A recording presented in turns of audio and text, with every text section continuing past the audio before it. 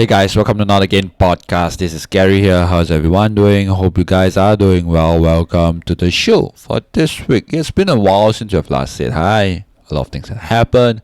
I'm wondering who would be the best person to start this thing again. And Rizal Van Geyzel, right? Rizal Van Geyzel, he's one of the most well-respected guys. He's one of the most instrumental guys when it comes to the stand-up comedy scene in Malaysia. Why? He's a stand-up comic, and he and Jonathan Atherton started out this comedy club called the Crackhouse Comedy Club. It's one of the first comedy club in Southeast Asia, right? One of those places where a lot of comics, respected comics, give very good comments about the comedy club. So got Rizal Van Geyzel. There was a court case, there was a police case on the Crackhouse Comedy Club, and Rizal Van Geyzel got entangled in it. We got a little bit of perspective about the court case. We talk about what the comedy is, talk about low-hanging fruit, we talk about being yourself, how to be yourself on stage, and we do talk a little bit about his tenacity in doing what you love and finding the end point, right? Talk a lot about it because Rizal Van Geyzel, I do not know what's more synonymous with his name other than tenacity. He is the guy, right, to show how to do what you love, right, with everything that's going on around him.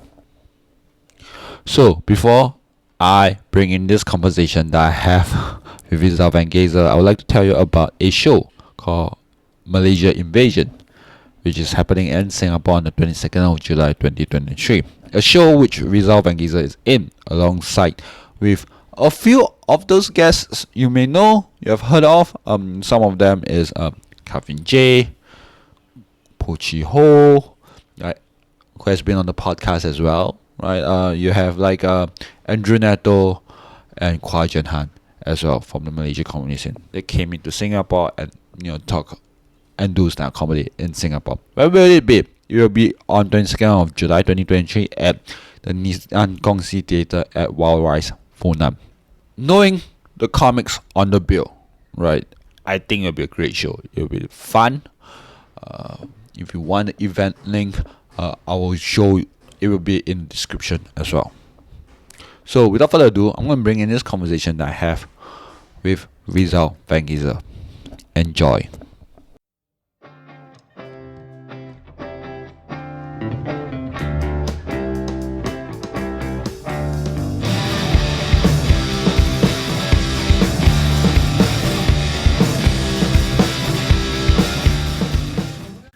There's birds pooping.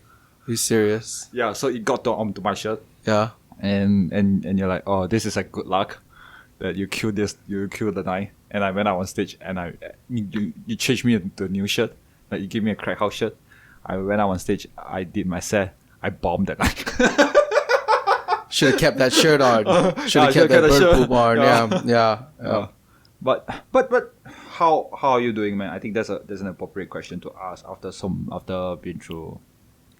The fact that we're sitting here in the green room of a very prestigious live music venue that is called Bobo KL is kind of testament that I'm doing quite well.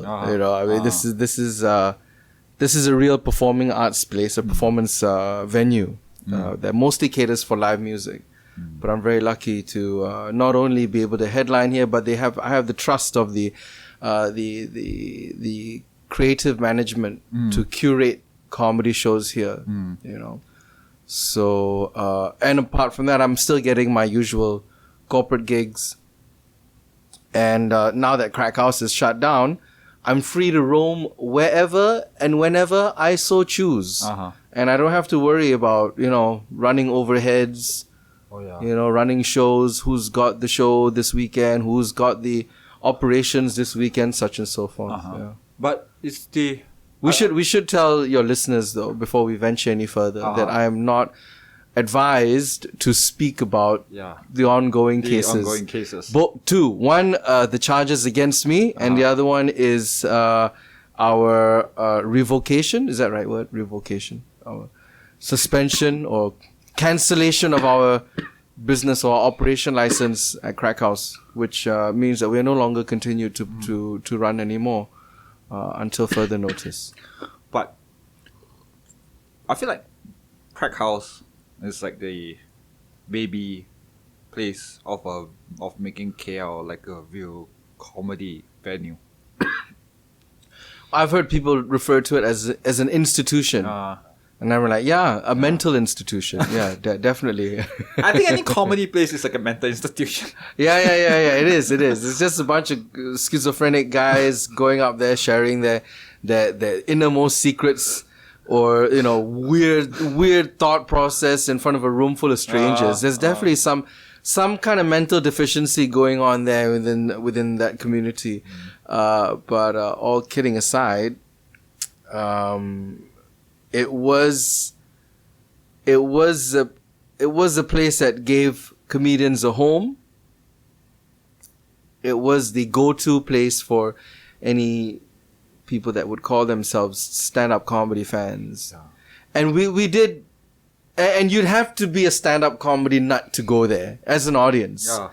Because of the lack of commercial exposure, the general public, they don't know who they're watching. They come to Crackhouse, they don't know who. I mean, not to discredit them, but they don't know who Dana Alexander is. They don't know who Imran Yusuf is. They don't know Alistair Barry. They don't know Butch Bradley. These are huge names where they're from. But over here, unless you're a real nerd, which let's face it, which is just the comedians, right? Yeah. So they have no idea who these people are, but they know Crackhouse is the place for an experience. So people would come, and then it'll be the luck of the draw. Sometimes they would get me hosting, or they would get Kavin hosting, or me on the opening lineup, or one of the upcoming open micers on the opening lineup. It varies. I always thought that because comedy in Singapore, comedy clubs in Singapore, when it closed down, it really affects the scene. Recently, what? It really affects the scene. Really affects the scene. Yes. Sorry, I just had. Yeah. It's my tongue as well, I think. No worries. You should run a podcast and interview people. So there's this. Hey, gotta try out from somewhere. Yeah. But when it closed down, right? It affects the scene a lot, because it just. How did it affect the scene in Singapore? You're talking about Mary Lion, right? Yeah. How did it directly affect the scene? It's a place where nobody know where to hang out anymore. Okay. It's a place where we have. Sorry. It's silence your phone. Silence on set. Sorry. Okay. So nobody knows where to hang out anymore. It got very dispersed until someone have a show. Until someone there's no a real. I'm not so sure whether a real home is a good place to use, where everyone just come down. If they're not doing anything, don't know where to go. I think Comedy Club from the Mary Lion was the place where we all hang out. Yeah. Yeah. So it kind of dispersed everyone. Just ran out of a place to go to. That's nice to hear. Unfortunately, here, Crackhouse wasn't the place where people wanted to come and hang out. Comedians that want to come and hang out, unless they would get a free ticket. I mean, headliners, there are but a few, right? We have very few headliners here. I mean, when I mean headliners, people are actively working comedians, and they pull a crowd, and they can close a weekend show with at least 20 minutes or half an hour or more. Okay, so these people. No, I'm not talking about these guys. These guys were good to us. They were fantastic. They would either whether they had a gig there or not, they would turn up. If they had a gig somewhere else, they would do that gig and then come over. Yeah. But the majority of the community of stand-ups, they like to go to the mama. Oh yeah. And I'm sure that now that we're shut down, I'm sure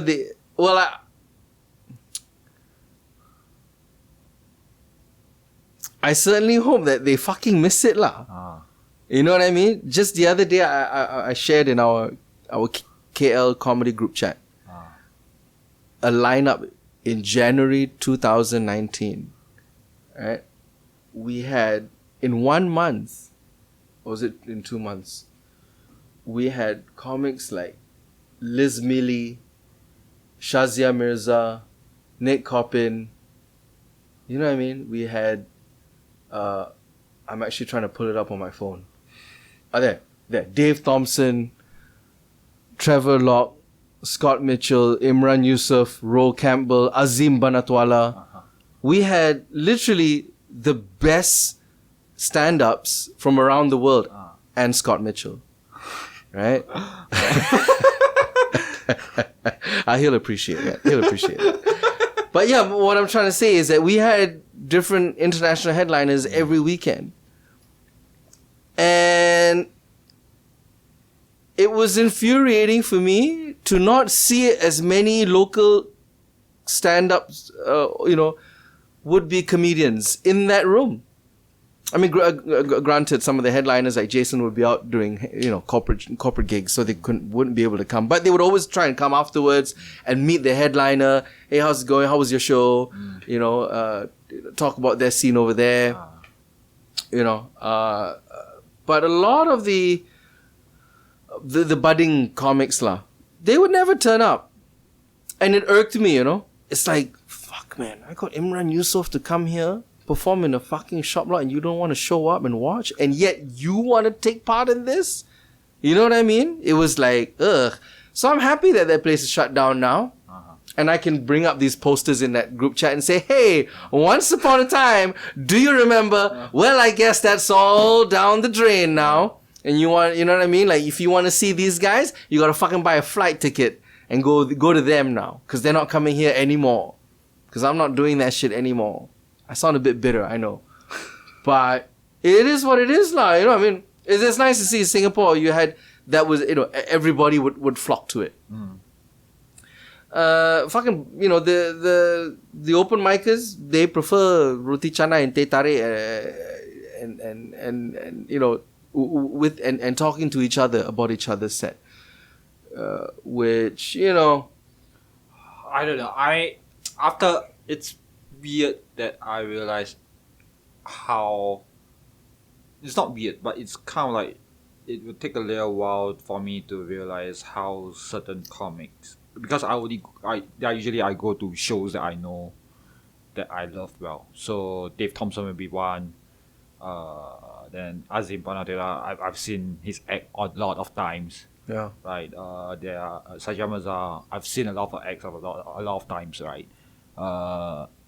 There are some comics that I really would go down and watch. When I hear Brandon Burns, I need to go down and watch. Right. But I think also there are a lot of open micers. They just thought of comedy. They think of someone like Harvey Skandar. They think of someone like Kumar, where they are great acts of their own.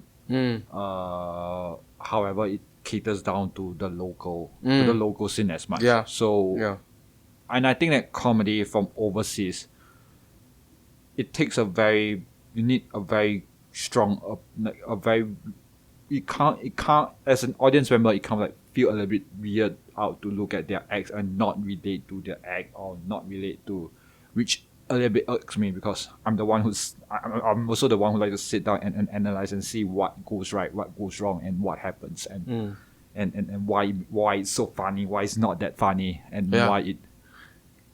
But I'm a neurotic guy, so that's why I think that's why also people are thinking, comedy is just comedy. People are just sit down and laugh. But there's a lot of thought into certain acts, I think.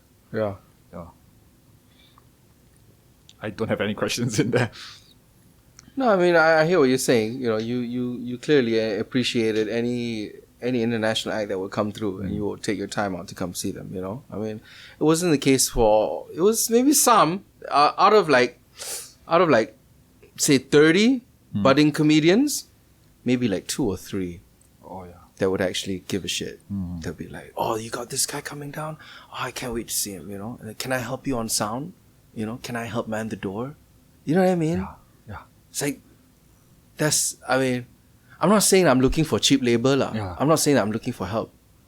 But that's the kind of drive. Oh, yeah. That's the kind of passion you want to see in people who want to, do comedy. You know what I mean? Like, you know what I'm saying? Like, it's just like if somebody who wants to learn how to be a good cook. You know what I mean? Like, can I work next to the most famous chef? Oh, yeah. I'll be his kitchen helper. You know what I mean? I'll do prep for him.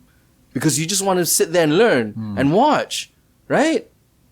But no. Some of these budding comics, they think that, they'll just stick to what, I guess we're sport with internet. I can watch them on YouTube. I can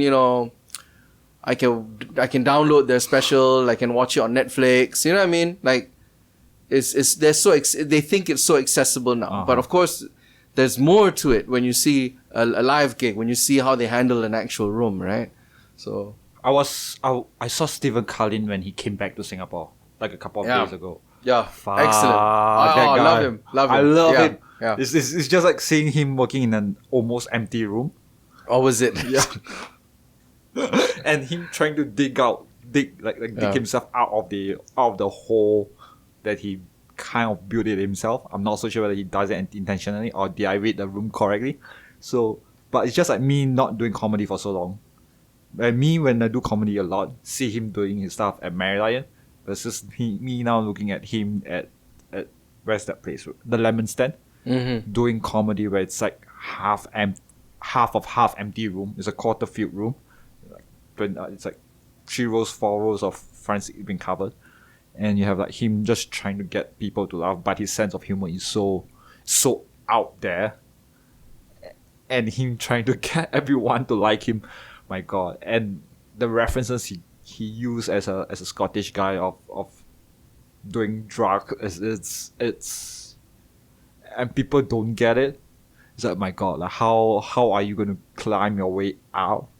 It feels like that's a fun thing to watch and see him how he work out his muscle. My gosh, I don't think you can see it at a special. I don't think you can see it in YouTube, because if you were to do that, you need to realize that a lot of people don't realize that it's either manufactured or there's a lot of editing that is being done. Yeah.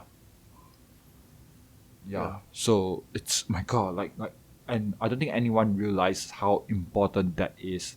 Like a skill is. I was very sad that I knew he was around town, but I can't host him. I can't have him back because I don't have a venue anymore. But yeah, those were the days.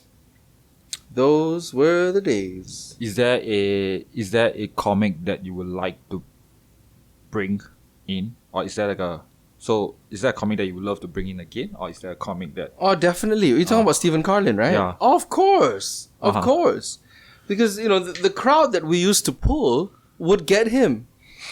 The crowd that we used to pull. I know I'm going to sound like I'm racially profiling here, but very, very simple. Brown comic, brown audience. White comic, white audience. No, I'm not joking. Seriously.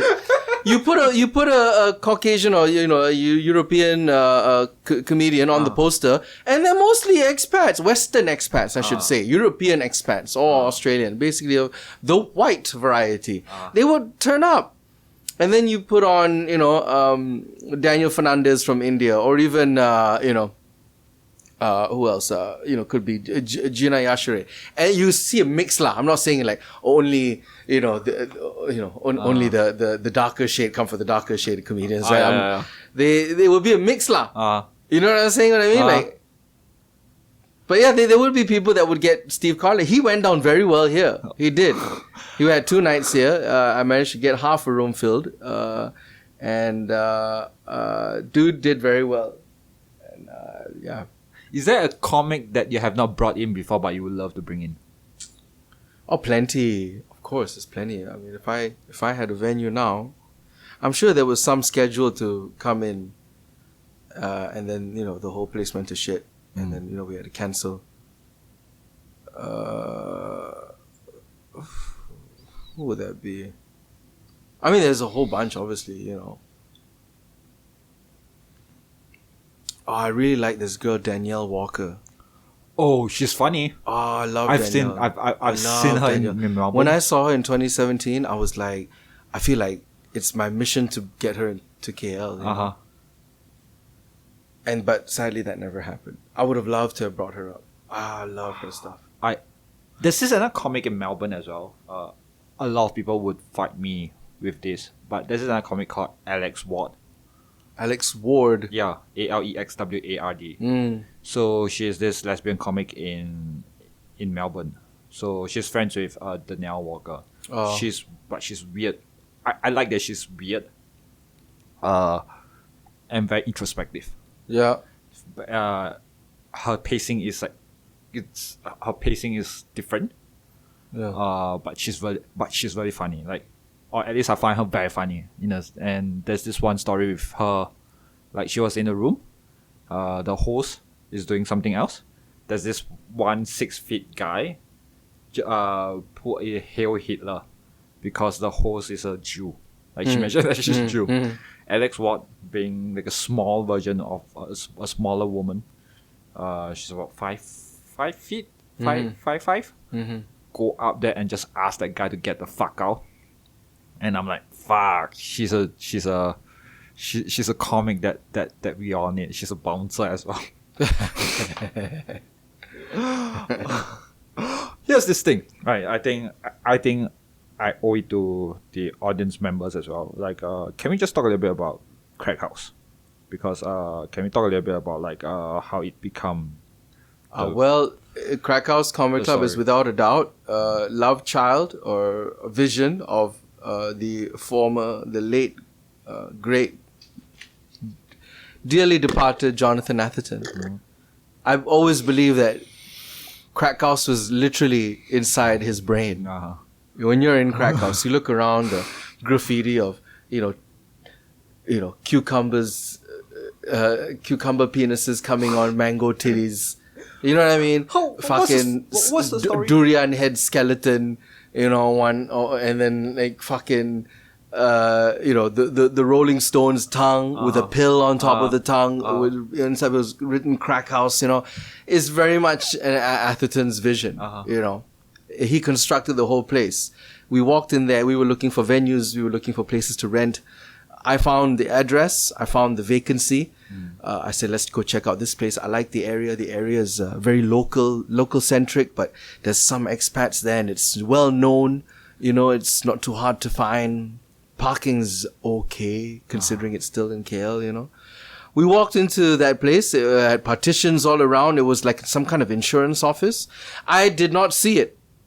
I didn't see it. I was like, this can't work. He saw it work. He was like, yeah, he stood in where the stage was, where the stage used to be. He stood there and he was like, this is where the stage will be. And the bar will be over here and the audience here. You can have sound system running. And I accidentally became a venue owner. Yeah, I was just at you could say the right place at the right time or the wrong place at the wrong time, depending on how you want to look at it. But and of course, all these acts, the one I mentioned earlier, especially Imran Yusuf, Shazia Mirza, Ro Campbell, Nick Coppin. Definitely we would not have come across these names, these acts, if not for Atherton. And we didn't think it would make past 2 years, 3 years. We made it to 8 years. Yeah. And to think that it's not about what we said on stage, it's about somebody. I'm not gonna talk about that. Sorry. Nearly went there. Nearly went there. Yeah. Here's this thing. I am not so sure whether I can step into this. But it also shows how united the Malaysian art scene is after that incident happened. Yeah, you mean yeah. People were coming out speaking in solidarity to Crackhouse. We made more money in fundraising than we did when we were in operation. We were like, hey, there's people setting up money to help you with your rent and all that. I was like, oh, thank you. And all the money came. I was like, this is a lot more money than we used to make running. It could have just been a whole full-on charity place, right? What if it was all just a ruse? We're like, no, we kind of did it to ourselves so we could help pay rent, you know? No, obviously not. That's silly. But hey, yeah, man. We're very, very thankful. We had a lot of good support. You know, I mean, like whenever you go through any calamity, you really see who your true friends are. You know, and that was the moment. But do you expect the help though? Because I don't see, to be fair, I don't in Singapore. If this thing were to happen to say the Merry Lion, I am not so sure the art scene will be as ready to help each other when you have but I'm surprised and a Singaporean sense where there are people helping out you in when it doesn't really affect their own art scene. Does that make sense? Are you like shocked to find out, or are you surprised to find out when these kind of things happen? It was very overwhelming lah. The support was very overwhelming, and I guess like you say, it shows how tight knit the community is. Not just within comedy, but also music. Mostly music and comedy lah. I didn't see much coming from the commercial TV industry. I didn't see a lot of. I mean, maybe to you and I, there was a lot of support, but honestly, there was also a lot of people who didn't say anything. You know, because they didn't want to be labeled as, they didn't want to be caught up in it. Let's put it that way, right?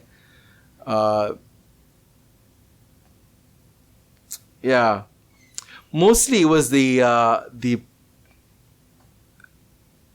industry that involves live performers. Yeah, those TV actors, TV hosts, they didn't give a shit. They don't do live, you know. They don't come up on stage, and they do it. They in the studio, you know. And it wasn't a TV channel that was getting caught in trouble. It was a live performance venue. But no one realized without live performance venue, there won't be. I hate to say this, but if there's no live performance venue, there won't be any actors, or there won't be any good musicians that coming out of the place as well. Not good comedy. Not if you're coming from if you're coming from the if you're coming with commercial value. I think now with the accessibility of technology, YouTube and TikTok, talent can be discovered anywhere. You know, TikTokers now are all becoming movie stars or TV show hosts or radio DJs. You know what I mean? They didn't go to a live venue. They didn't do an open mic. They just turned on their phones. You know, they had did a little YouTube video or TikTok video, and they got recognized. So you don't need a live performance venue. The live performance venue, if anything, benefits the audience more than the performers. The performers all can cari makan in any other way. You know, they can write scripts. They can do sitcoms. They can host.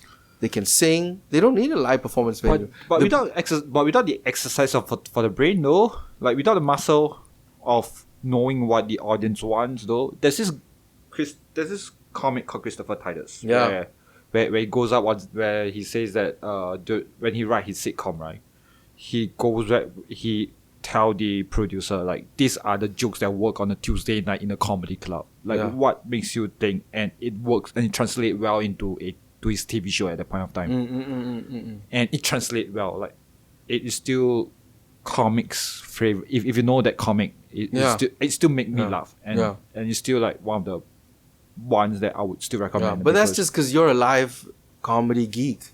You like to see comics work live. No, it's a TV series that works out well. Oh, okay. It's a TV series. The sitcom is still. Yep. So his TV series is still good. It's still very accessible in a sense where it's still it's not as it's still not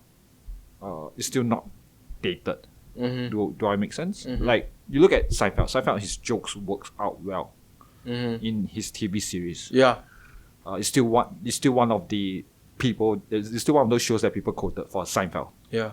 Yeah. So I don't know. Like it works out. It translates well. You know, he says. So Christopher Tyers is like saying, these jokes it works well on a Tuesday comedy night. What makes you think that it doesn't translate well into TV shows? Well, they also have like editors and all that, you know, and where you lack in talent, and that's when the power of editing comes in. Like, you know, I'm shitty at giving podcast interviews. That's why you're gonna have a field day editing this. You know what I mean? There was a lot of ahs, and a lot of, we don't even have a place of our own. Somebody just walked in and you know, you're gonna have to edit all that shit, you know, or leave it in. I'm gonna leave it in. But some parts. I mean, what I'm trying to say is, you know, where you like, obviously if you're working with Jerry Seinfeld or Christopher Titus and all that, these guys obviously there would be an editor's dream because they would hit it. You know, and they're like, yes, we got it in one take. You know, we don't have to do a lot of fucking around. But if you get, you know, somebody who, for lack of a better word, who's an amateur, or maybe like myself, maybe who's very inexperienced, you know, you probably would need like a few more takes, a few angles here and there, a few, I'm not sure what the jargons are they use in editing, but I'm sure there is, you know, so I can say, it's just like, I mean, of course, for you and I, we like live, you know, but that's not the whole entire entertainment industry. Oh yeah. That also has, you know, there's also radio, there's also TV, commercial TV, online, you know, streaming platforms, you name it, you know. So, yeah. What's the end goal for English comedians in Malaysia? In KL? That's a good question. So you want to start off, maybe the beginning goal is to first make a living, right? You make a living by being good, by being in demand, so people want you, whether it's at their company annual dinner, or a cameo on their sitcom, or a host on their TV show or their game show, or you know. So that's your early stage goal, right? The end goal would be, I don't know, I run a comedy club. Just fucking sit down there at the back and just staring at I don't know, run a comedy club, run a performance venue, maybe, you know what I mean, like, or have your own project, whether it be a TV show or a radio job, or touring. I would say for me personally would be touring. Yeah, just traveling and doing stand up. I think that would be the end goal. That's everyone's dream, man. Yeah. See the world. Yeah. You know, share your stories. Listen to everybody's stories, because that's what it all is, man. That's it. That's just. Okay, this is the romantic dream of mine. Just sit in a car, just go up to wherever I can, and just go to a place where you just park down there, and you just hit one of the mics, just do a show. Yeah. Then you just head down to a motel, you shower, you sleep, you wake up, you go to another place, you just hit, and your hands just like three joke books that are currently working right now. And just do a set over and over and over and over again. Yeah. That I think that's a dream for many. That's a romantic dream of many. Man, I miss those dreams. I miss those. I really miss those times where I would just like go down and just hit and see whether my jokes work or not work. And see the reference I do, whether they work or not work. Well, you need to get out of Singapore. Yeah. Otherwise, you just be driving around in a circle on that island, going back to the same place again, back to the same mic again. That's why I come to KL. Yeah. There you go. But you gotta, like I say, to have an end goal, you gotta have a early goal, the beginning goal. The beginning goal is, like I said, you gotta be in demand. To a certain extent. How much is this is the business side of things? How much is marketing, or how much is the other admin job taking out of your as a comedian though? Well, I like to think that I was good enough to neglect that part in the earlier stages of my career. I neglected. I was the last one to even have a website or a Facebook, what do you call it, a fan page. Yeah. I was the last one to. Even my Instagram is very, very pitiful compared to everybody else. But I can make a living. I can take care of 3 children, send them to school. Once in a while, take them on holiday. Take them for breakfast outside, fancy breakfast. We're living all right. And but that's just me. I mean, I'm able to do that now. I can't speak for anybody else.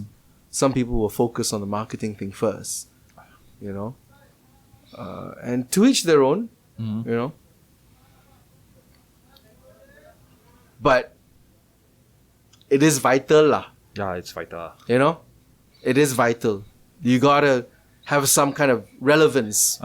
Either you have a video that goes viral, or you are part of something that goes viral, like, getting arrested, you know what I mean? Maybe I'll just do that again this year. I'll just find a way to get into some trouble. No. I'm just kidding, for the record. I'm not getting in trouble on purpose. I like to ask, how do you get viral in both good, in a general sense? Like, how do you know that? Do you know like an act, or do you know like a show, a joke will go viral? I guess it's all about. I wonder if that's being picked up. I bet you it is. It's fine. Okay. It's fine. Just in case you want to leave it in, this the Bobo staff having a smoke break outside the green room, so we can hear them loud and clear. All probably, I don't know, talking shit about all the comedians that have been performing. Here these fuckers are. They come here, they leave their dirty shit inside the green room. And well, where were we? Sorry. What's the question that I was asked? Sorry, I got distracted. Was it about marketing? Was it about the marketing, yeah. Yeah, you can't neglect it, you said viral. Yeah. Okay. Shit. There was two things. It's not about... it was two things now. It wasn't about your content. Content is actually not that important, Content is not that important. Shit, I forgot what it was. It's not content. It's your consistency. And it's your consistency and your speed. Speed and consistency. That's what makes it go viral. How fast you work on it. You know what I mean? Like, take for example Douglas Lim. Something happens in the political world. Something happens in Malaysian politics. He's quick. Within a week, less than a week, he's on it. Now the content, to us, and he won't mind us saying it, it's not the best. The jokes he's hitting is like, it's not that well thought out. It's not that thought out. So at the very, it's nothing less than just a corny, piece of material that anybody could come up with. But he was quick to do it. You know what I mean? He was quick to do it, and he does it with his own flair, his own Douglas Lim flair, whether he, puts on a wig or he does it with, his panache. So he's got his flair into it. And he's quick, man, And so many of his stuff went viral. He's super famous. He's more famous than a comedian that's been on Netflix twice. No, seriously. You walk around with Jason. Maybe 2 out of 10 people will recognize him. Hey, Jason Leong. You walk down the street with Douglas Lim. I guarantee you 8 out of 10 people will recognize him. You know what I mean? Everybody knows Douglas. He hasn't been on Netflix. He hasn't been arrested. At least I don't know of. But yeah, speed and consistency. I think these are the 2 recipes or key elements to go viral. You got to be quick. Because I'm thinking about what's the best way to go viral, in a sense that, do you have to be offensive all the time? Do you have to No, you don't have to be offensive. Okay, of course you got to hit the target lah. And every joke there is a target, right? And if you got to risk offending at least one person, you know what I mean? In order for it to be a good joke to begin with, you don't have to. You could use shock value, and that's what happened with that crazy woman. She was just using shock value, and look at she went super viral, but not as a performer, just as somebody who's a nuisance, that's it, and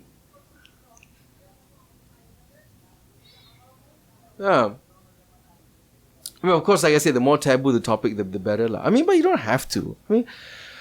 I remember Jason's first viral video was him reviewing his Proton Wira. Oh yeah, right. Yeah. His Proton Wira, just talking about his Proton Wira, right? That's offensive to the Proton Wira people, but who gives a shit about them, right? Then I remember one more of his viral videos being a joke about WhatsApp. Oh, the group chat? About WhatsApp, the group chat. Oh, fuck. Yeah. That's so non-offensive. It's such a non-confrontational joke. It's just a matter of fact, did you ever notice kind of joke, I remember my friend sent me that video in Singapore. And I'm like, I know this guy, and I can see why he's viral. Yeah. And I'm like, this is relevant. It's relevant. It's relevant, and people relate. That's probably another key ingredient. So I said speed, consistency, and relativity. People have to relate. People have to. I'm just imagining like him doing this joke now, Jason wrote this joke now, and see whether it will go viral though. What, that same joke? Yeah, the same joke. Will it still go as viral as it was? Because I think that at that point of time, WhatsApp is still was quite new. Yes, was quite new. Exactly. Yeah. Maybe it would. It might not have the same kick as it did, but because, like I say, it's been a while. It's been around, but nobody's ever pointed it out so eloquently as he does, right? Excuse me. Yeah. Here's this thing. I think it is a bit relevant because we talk about a woman. What is a comedian then? Because we have our own perceived of it was being put on the papers that she's a comedian. But what's a comedian to you then? Well, the media will put whatever they want to get people to click on their articles, We can't expect them to know the jargons that we know well. Well, I know what a journalist is. Like that's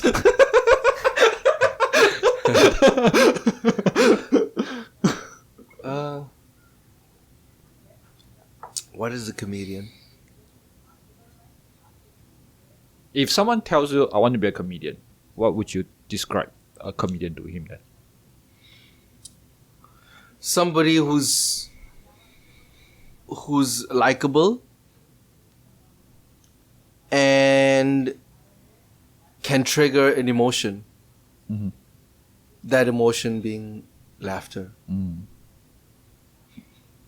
You can trigger sadness, but then you'd be a poet, right? or a storyteller. But comedians, I guess you say like, yeah, we can trigger sadness or anything. Where I talk about stuff that you usually don't talk about. I talk about the death of my mom. I talk about the divorce of my parents. I talk about all these things that I think have affected me. But I get laughs from it. I get laughs. I think that's what makes it special. We learn the art of not taking ourselves too seriously. And that's probably what a comedian is. Somebody who doesn't take themselves too seriously. Too seriously. There's a vulnerability with laughter though. Yeah. There is. But there has to be laughter. Uh-huh. If you look at that video of that woman, did you hear anyone laugh? No. No one laughed. People were whooping and cheering out of their own discomfort because it was awkward. Yeah. You know what I mean? Yeah. It was awkward. They're like, and you cannot fake laughter. You can't fake whooping and cheering. You just gotta go, woo! Oh, yeah. Yeah. And put your hands together and clap like this. But you can't go like, what do you mean go like,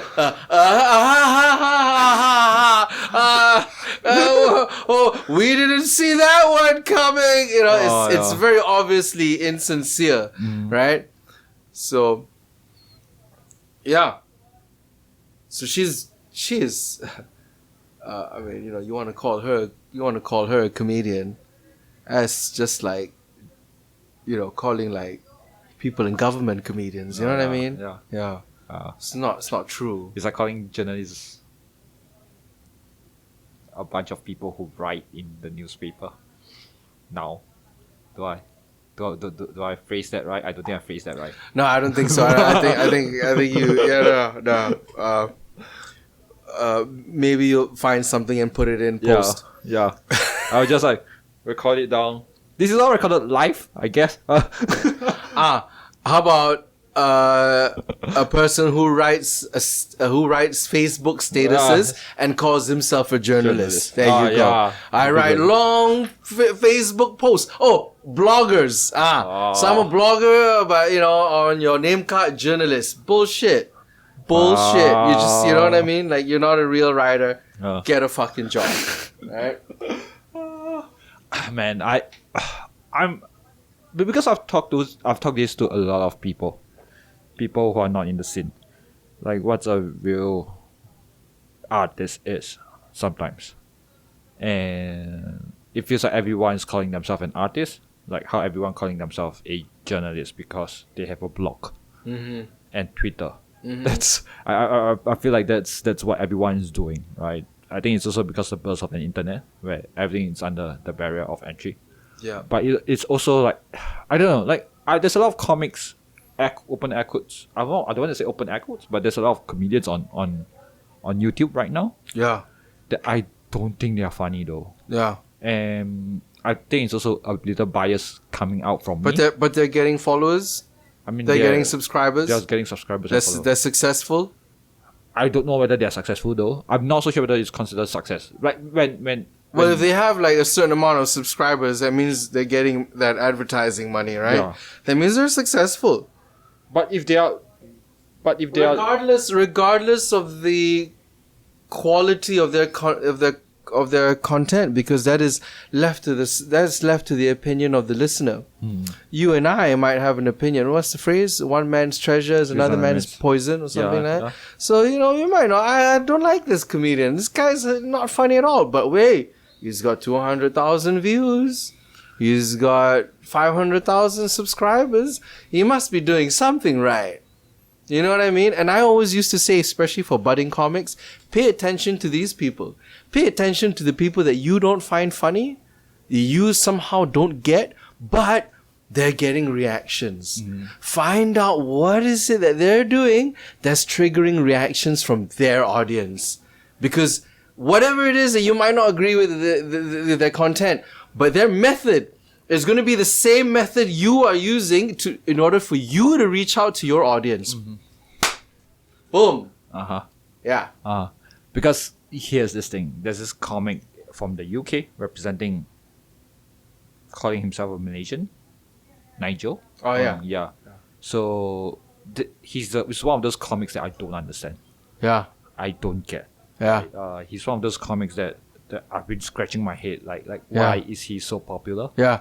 And and that's the beauty of it, is that you don't have to. He doesn't need you to. But He still does what he does. But as a comedy nerd, there's this itch that I cannot scratch. Okay. Like trying to figure out like what makes him work so well. Like and like I told you, the content doesn't matter. The quality of the content is the least important thing that you need to go viral. It's speed and consistency. This guy jumped on the viral bandwagon of people cooking and what do you call it? Reaction videos, right? Reaction videos are becoming a thing. He came up with his own reaction videos. He's playing to the stereotype of his own people. You and I might not like it, but man, there's more to the you know what I mean? There are hundreds and thousands and millions of people that eat up this shit, If that's the case, right? Are we still beating us? But do we go for the lowest hanging fruit then? Like here's this thing. Do we go? Hey, if you think that it was if it's such a low hanging fruit, then why don't you grab it? You know what I mean? What makes you you too good to take the low hanging fruit? You know what I mean? Like, but here's this: deep down, we all want a bit of that clout. Yeah. We all want a bit of fame. You know what I mean? But only on your terms, only on the content that you are passionate about. I get that. I totally get it. But you gotta have some open-mindedness about it, right? You can't be picky. You gotta just do what you gotta do. You know what I mean? Like, these are, I'm basically saying things that I need to learn. I feel like I'm giving advice to myself here. Yeah, really, I am. Yeah, I'm very picky about my content, but I really should just fuck it, whatever. Just put it out there. As long as I don't say anything that I could incriminate myself with, it's all right. Just do it. I think that's why here I am, right? Trying to understand like what's the good. I don't know. Whether you want to hit like the good quality content side, or you want to open that good quality content side to the lower hanging fruit side. Like I think there should be a balance. Yeah. I just want to be sincere. I just want to be honest and truthful in what I do. That's it. And I know that sometimes when we do things, we have to. The word is fake it till you make it, and that's the irony of it, I guess. We're faking our own sincerity until we can be 100% truthful and sincere, right? Well, we gotta fake it first, right? Yeah. Just wonder how long can you fake though? It's like how long does it take? After a while, you gotta be able to just drop the act and fucking do the act, I guess, right? But is it you though? Like at the end, like do you still feel like is it you though? Like there's part of me that just like, will it be me at the end of the day, or will it be like 80% me, or will it be like 70% me, or will it even be like 10% me at the end of the day? Because we are talking about truthfulness and honesty at one stage, sincerity at one stage. Then we are faking it to making it. At the end of the day, at what level are we our own self on stage? Well, I mean, to quote my most favorite singer of all time, the late great Robert Nesta Marley, who once said, "You can fool some people sometime, but you can't fool all the people all the time." So before they catch on, you better start speaking the truth. They'll eat up that fake shit. In the beginning, they will. They'll be like, "Wow, he's got the talent. He's got what it takes to go far." That's what they always say, right? When you go out there, and I remember that's what I was being told every time when I first went up on stage. You've got what it takes to go far. That means, right, what they're saying is, I can see that you're faking it, but you're faking it very well. And you have what it takes to eventually stop faking it. Oh, yeah. Yeah, that's a good blurb for this debate, right? Yeah. That would be my quote for the episode. Yeah. Yeah, really. I mean, but like I said, you cannot, after a while, I don't know, it's up to the the vicinity of that place is performing. You know, if it's like a small town, then obviously that time span is very, very short because everybody would have seen you 2-3 times already. By then, you gotta start fucking, producing the goods. You gotta start bringing the goods ready. You know. But of course, if you're working in a bigger city, huge city, then you have a lot of time. You can keep faking it. New people come and think like, this is the new up and coming. This is the guy who's gonna take over the world. Many people will keep doing that. After a while, they're gonna be like, all right, now you got to do it for real. Now you got to stop all that. Yeah, I feel like I'm finally, after 8 years, I'm finally breaking out of my shell. People now when I sell a show, I'm happy to see people come because they want to see my brand of comedy. 2 questions to end the podcast. 1, if you are going to introduce Rizal Van Geyzel, who are you going to introduce, or how are you going to introduce yourself?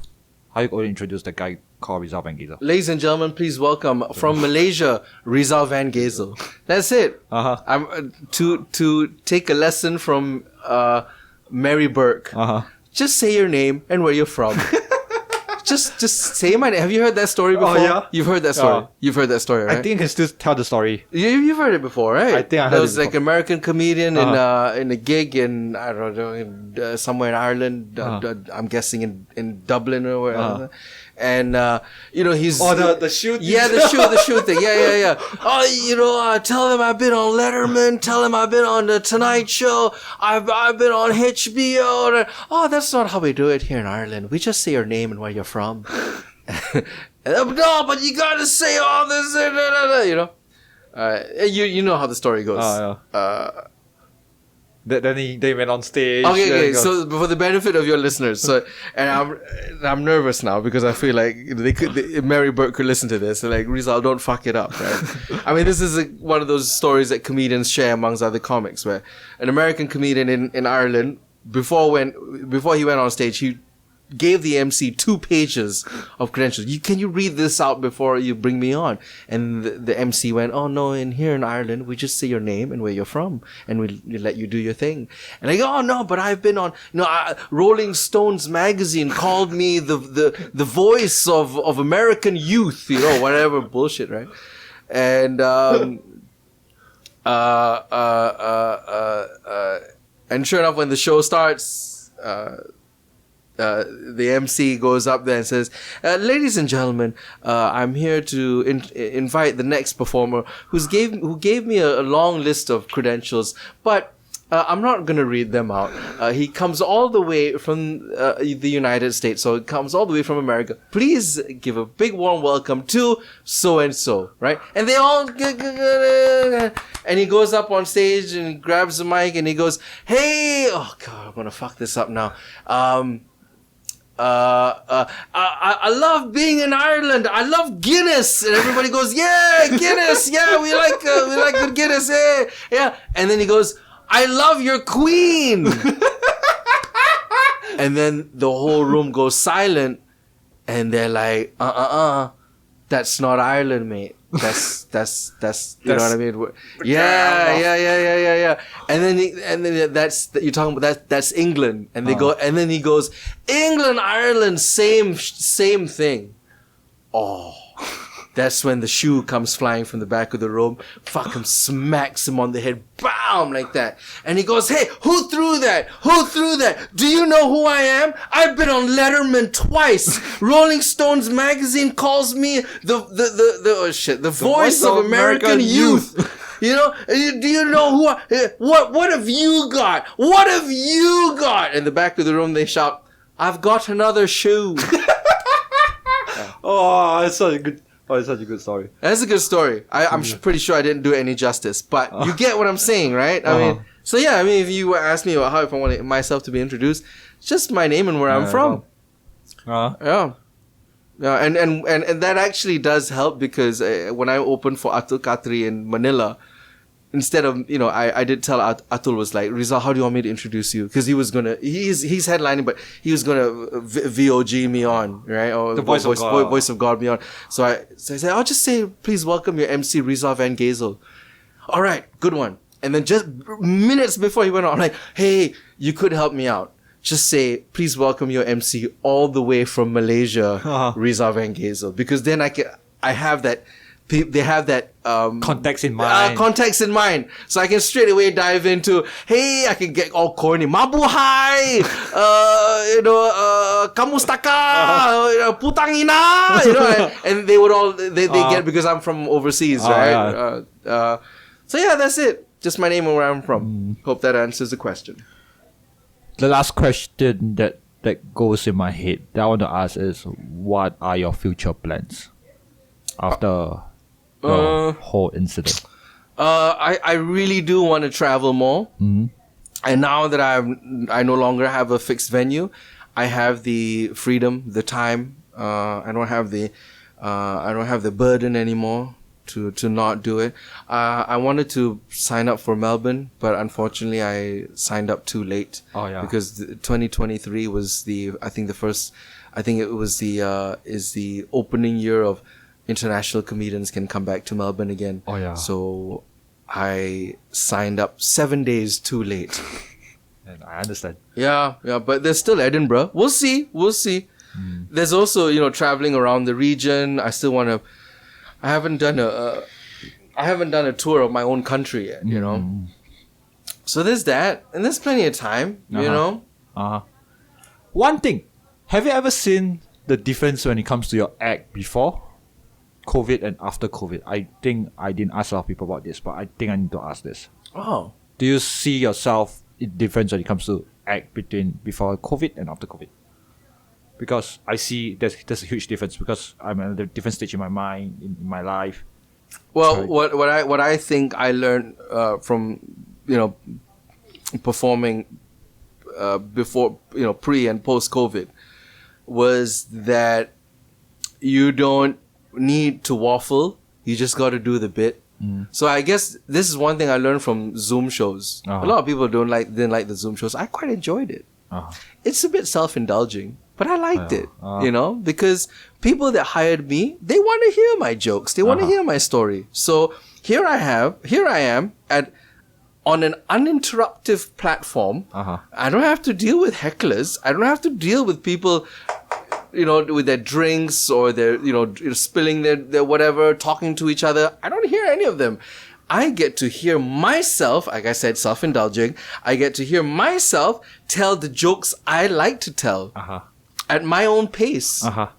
You know what I mean? And I don't, and I obviously we don't have the ability to hear the laughter because it's on Zoom, but I would insist that everybody turn on their cameras and look at the camera, and I would see the facial expressions. So you don't work with laugh energy, you work with facial energy, as I like to call it, facial energy. So you see them go like, their eyes light up, their head, they throw their heads back. Some of them were, they'll do you can see their hands clapping. So you know that, okay, good, it's killing, here's another one. I have another bit, and then you could get into your bit. So I like the Zoom shows. I enjoyed it. Of course, nothing beats live. Live is better. But that sort of got me to polish my bits. Really polish it, and cut out all the unnecessary. Cut out all the word economy and all that. One of the best lessons I learned about writing, which is one of my weaknesses, right? It came from actually that comic we just mentioned, Mary Burke. To paint a vivid picture with the least amount of words possible is the comedy sweet spot. So Zoom made me realize how much waffling I do. I was like, I gotta cut out this word. So then when we started to go back live again, I felt like I was sharper, quicker. When talk about, performing my material, polishing my stories or my anecdotes or my, bits, if you will, whatever you want to call it. So yeah, that's what I learned. That's what being in lockdown taught me. So, yeah. Okay. I think that's a good way to end the podcast. Thank you for doing this. Thanks, Gary. I hope you enjoy yourself doing this. Yeah, it was fun. It was fun. It's good practice. And are we off? Are we?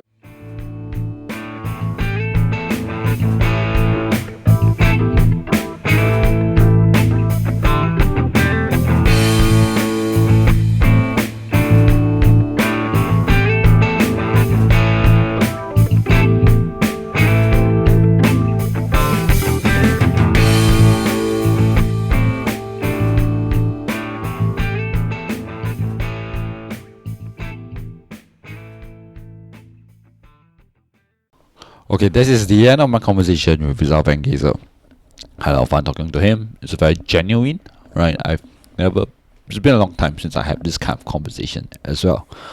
And I'd like to remind you, like Rizal Van Geyzel, and alongside with other guests such as Po Chi Ho and Kevin J, Kwa Jen Han and Andrew Neto is going to be on a bill on the 22nd of July 2023 at the Nian Gongsi Theatre at Wild Rice Funan. Link will be in the description. And with that, thank you very much for hanging out with us, right? Thank you very much. It's been a long while, right? Let's hope this is going to be a regular thing again. It's nice to see you guys again, right? It's nice to see you. Hope to see you guys again.